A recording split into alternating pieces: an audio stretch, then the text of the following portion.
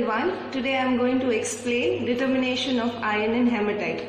So the first part of the experiment is preparation of potassium dichromate solution. So you take potassium dichromate crystals in a 250 ml standard flask, place a funnel over it and transfer the crystals. After transferring the potassium dichromate crystals, you need to dissolve it. So take little bit of water to transfer the crystals and then shake the standard flask gently till the crystals dissolve. Once the crystals dissolve completely, you have to make it up to the mark with distilled water. At the neck of the flask, you add water directly.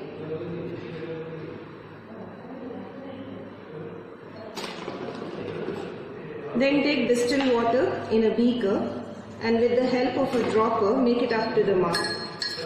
Once you have made it up to the mark, you put the stopper and shake it well 5 to 6 times so that the concentration is uniform.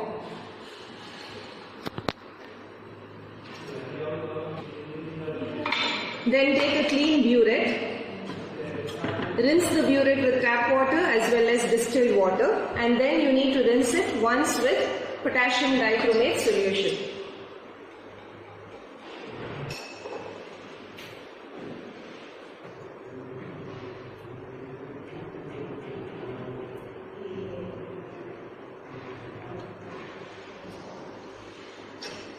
Fill up the burette with potassium dichromate after rinsing it with potassium dichromate.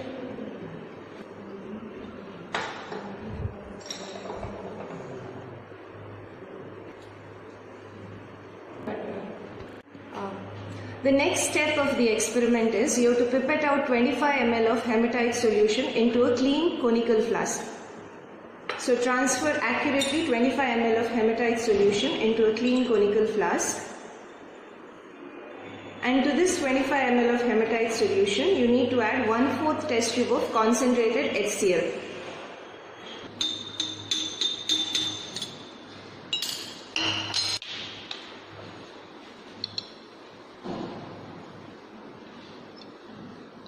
And add 1/4 test tube of concentrated HCl to 25 ml of hematite solution.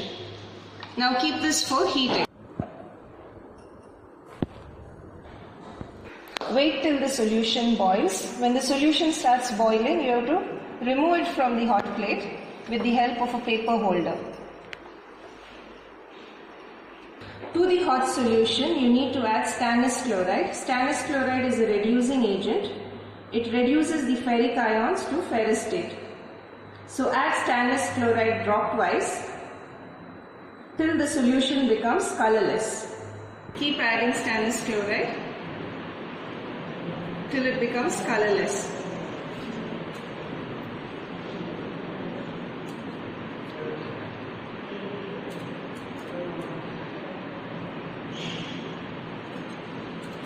Once it becomes colorless, you need to add 1 or 2 drops in excess, carefully.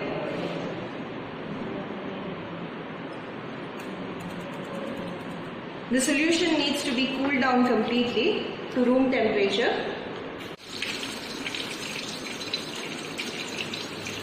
Cool it under tap water like this.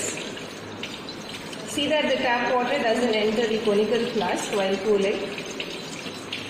Once the solution has cooled down completely to room temperature, you need to dilute it with distilled water up to 150 ml. This is approximate dilution, you need not do it accurately. So add up to 150 ml of distilled water into the conical. Mercury chloride is added to remove excess of stannous chloride. So add half a test tube of mercury chloride and stir the solution. You will get a silky white precipitate of mercurous chloride. Take the tile, add 1 drop of distilled water on the tile. Stick the wax paper to the tile.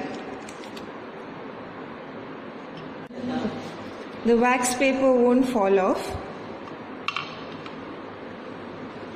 Now use potassium ferricyanide indicator. take small droplets of the indicator on the wax paper.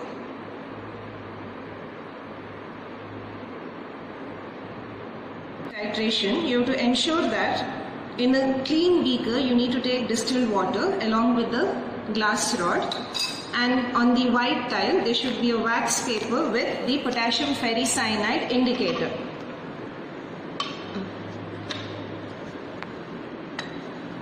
Then you have to start your titration. Up to 8 ml you can add directly from the burette.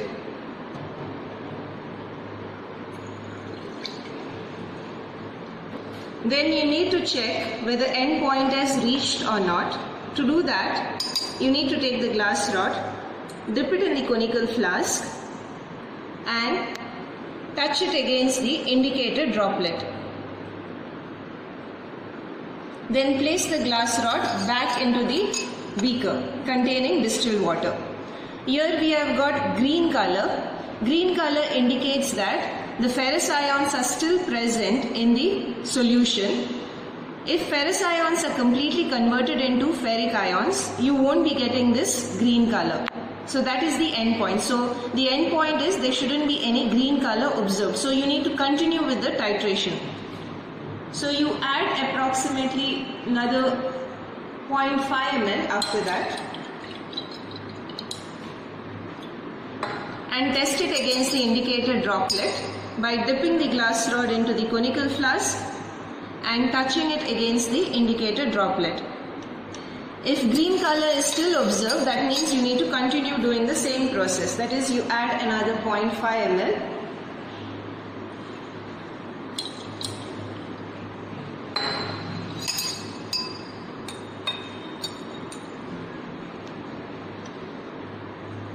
Here you can see the intensity of the color of the indicator has decreased.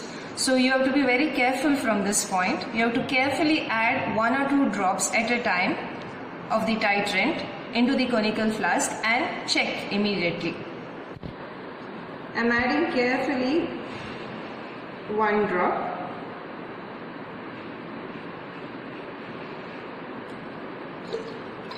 And checking it against the indicator droplet.